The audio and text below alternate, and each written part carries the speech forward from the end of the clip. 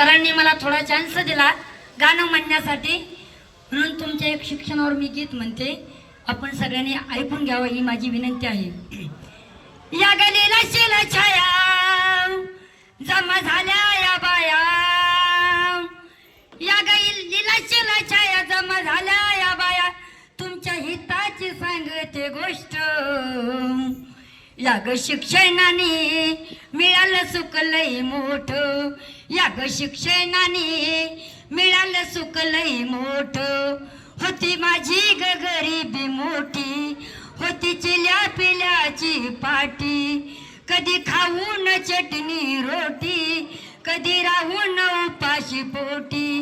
या ग शिक्षणाच्या मुळे हुद्द्यावर गेली बाळ, या ग शिक्षणाच्या मुळे हुद्द्यावर गेली बाळ, आता पिशीत महिन्यात नोट। या ग शिक्षणाने मिळालं सुख लई मोठं, या ग शिक्षणाने मिळालं सुख लई मोठं।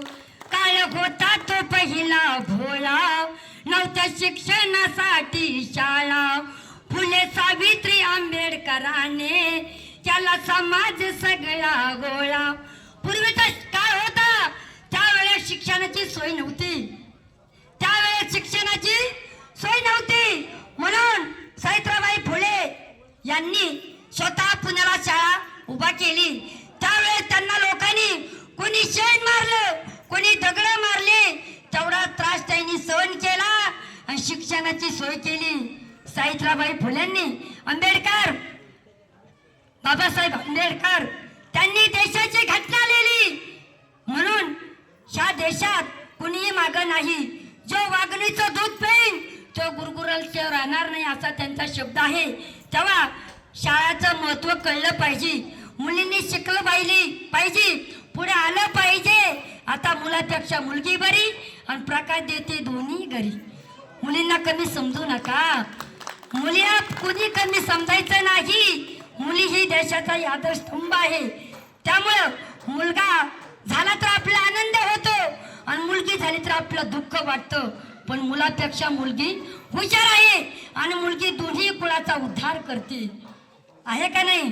तेव्हा काळ होता तो पहिला भोळा, नव्हत्या शिक्षणासाठी शाळा, फुले सावित्री आंबेडकराने केला समाज सगळा गोळा।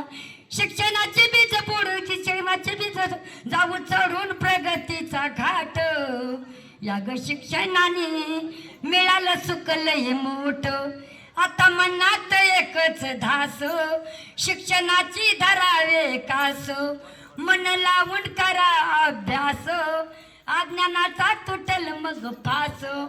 मने मनोहर अरुण शिक्षणाचे रुज पेरू, मने मनोहर अरुण शिक्षणाचे रुज पेरू, जाऊ चढून प्रगतीचा घाट। या ग शिक्षणाने मिळालं सुख लई मोठं, या ग शिक्षणाने मिळालं सुख लई मोठं। जय हिंद, जय महाराष्ट्र।